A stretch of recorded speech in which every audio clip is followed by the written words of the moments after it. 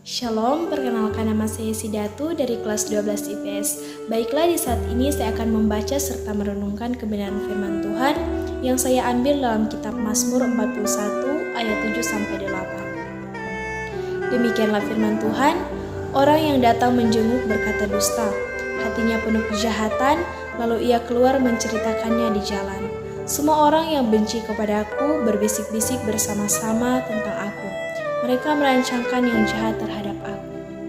Shalom, tema renungan kita di saat ini yaitu jangan merancang kejahatan.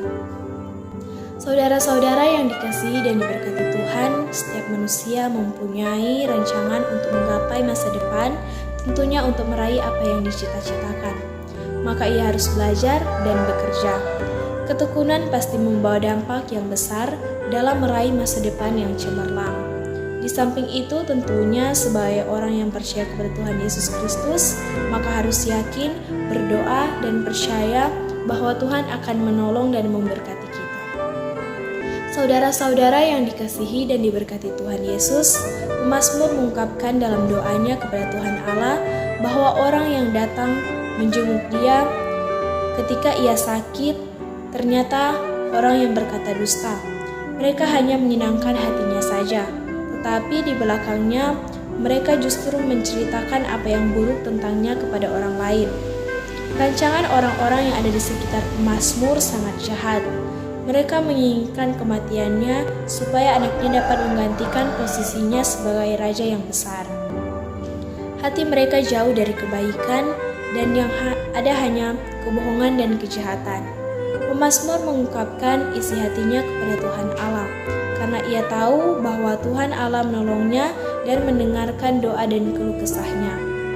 Ia percaya bahwa setiap rancangan kejahatan tidak akan berhasil, karena Tuhan pasti membelanya.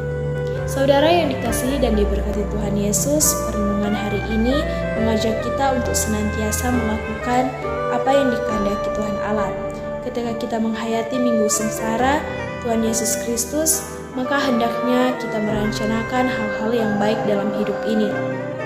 Hindarilah merencanakan yang jahat seperti mencuri, memanipulasi diri untuk mencari keuntungan diri sendiri, melakukan tindakan-tindakan yang melawan hukum, dan lain sebagainya.